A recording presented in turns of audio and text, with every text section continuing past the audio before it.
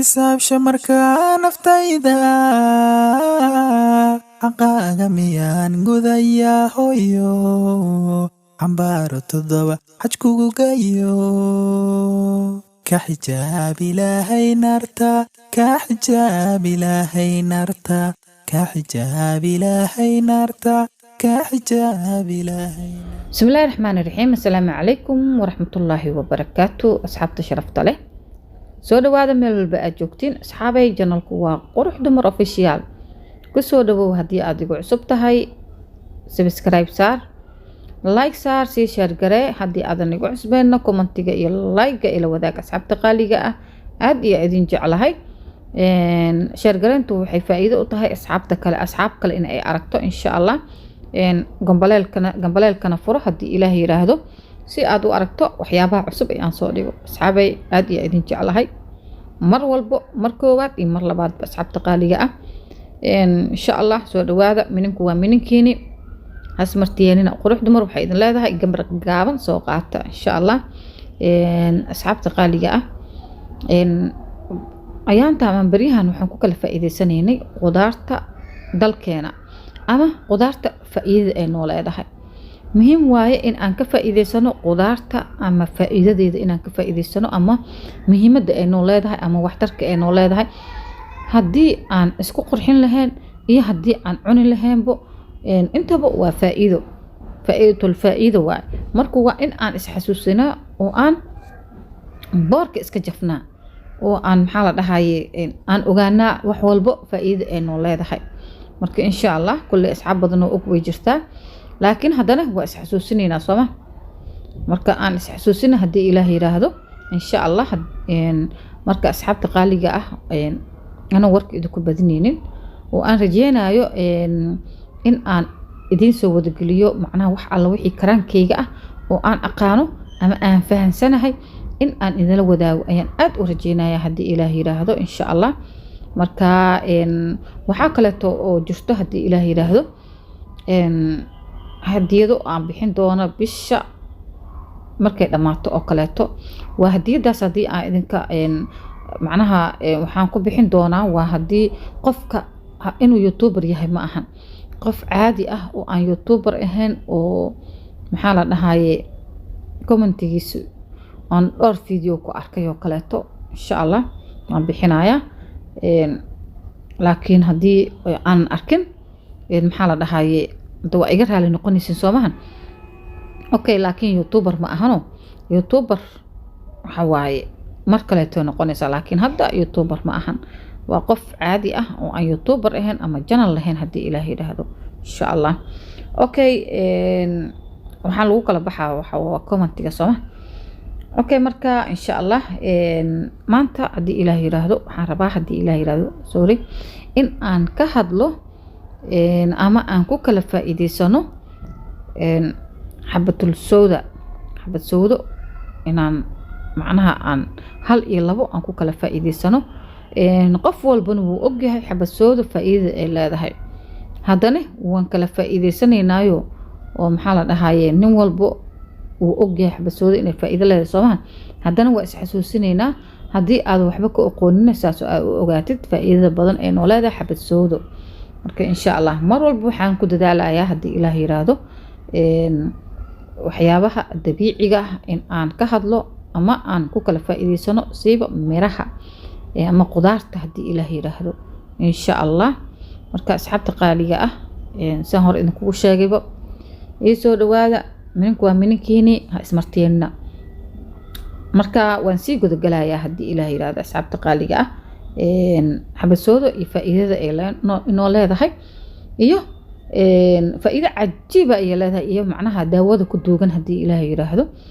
marka aan sii gudagalo waxtarka xabad sawdada 10 faa'iido cajiib ayaan rabaa inaan ka hadlo haddii Ilaahay idmo insha Allah dhagihiina fura soo dhawaada maanta waxaan taaganahay soo dhawaada okay daraasaad badan oo lagu sameeyay xabad sawdo ayaa macnaha la soo bandhigay inay sare u qaado caafimaadka qofka saliida xabad sawdada waxaa loo isticmaali karaa ama lagu daaweyn karaa isqurxinta labada macnaha isqurxinta xataa waa lagu daaweyn karaa insha Allah macnaha ama haddaad afka ka qaadato iyo haddaad isku qurxisaba waa lagu daaweeyaa laba faa'iido. marka xabasoodo waxay ka mid tahay ama waxaa ka mid ah maqaarka ayay u fiican tahay.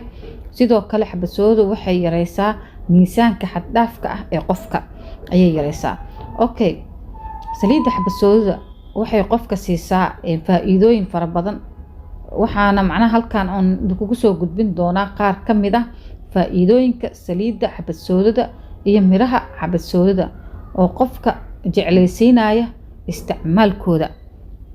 wuxuu ku jeclaysiinayaa isticmaalkeeda in aad isticmaasho ayuu ku jeclaysiinayaa markaad ogaatid faa'iidooyinka faraha badan ee ku duugan xabasoodada insha Allah. okay, xabasoodadu waxay la dagaalantaa infekshinka, gaar ahaan cudurada bakteeriyada keento. sidoo kale xabasoodadu waxay xoojisaa difaaca jirka, waxayna sifeysaa jirka sunta ayay jirka ka sifeysaa iyo waxyaabaha halista gelin kara. intaasba way ka sifeynaysaa xabasoodada. okay, maxaa ka mid ah waxyaabaha ay u fiican tahay xabasoodada? taasi waa muhiim soo maahan inaan ogaano waxyaabaha xabasoodadu ay u fiican tahay in aan ogaano. aad ayay muhiim noogu tahay soo maahan asxaabay. okay, waxay daawo u tahay ay daaweysaa madax xanuunka. madax xanuunka aad ay ugu wanaagsan tahay maxaa la xabasoodada.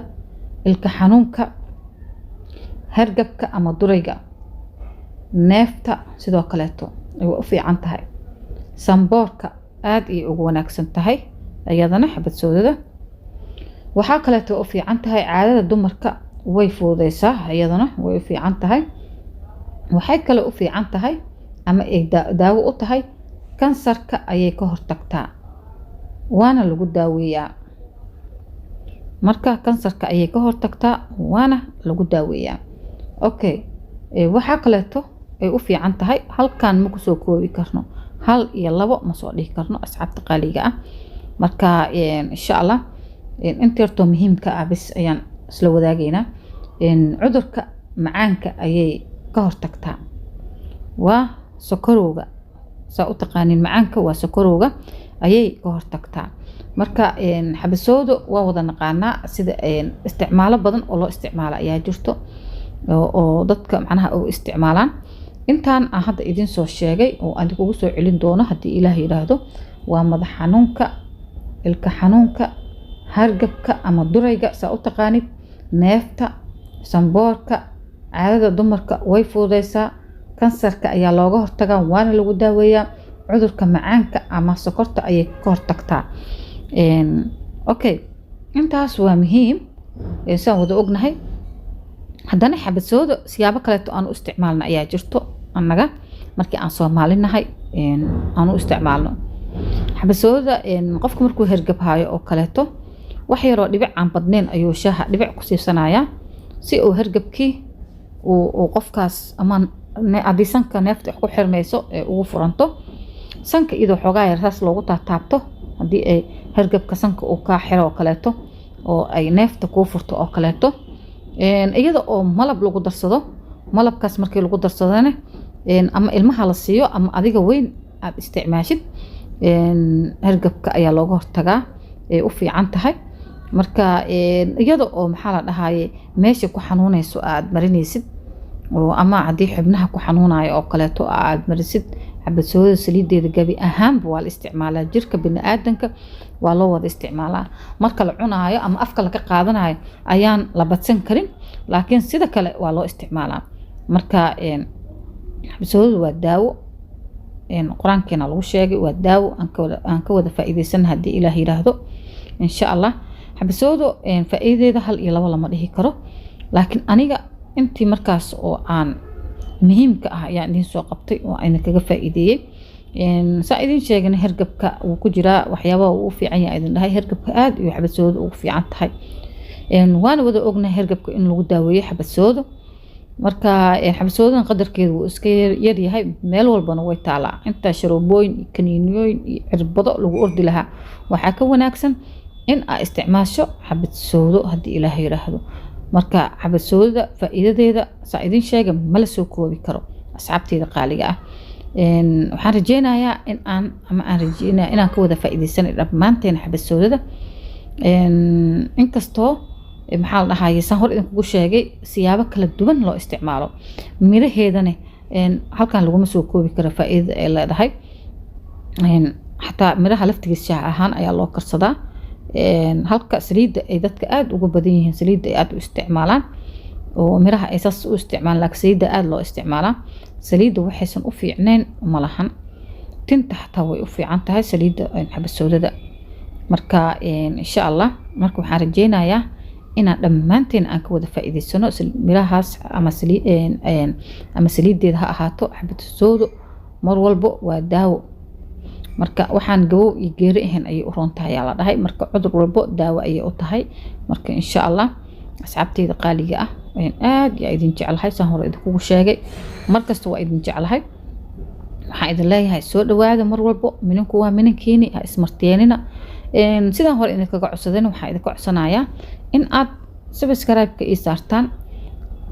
insha allah haddii aad soo gashid barnaamijka ama aad ka heshidna like ay saartid insha allah asxaabteyda qaaliga ah.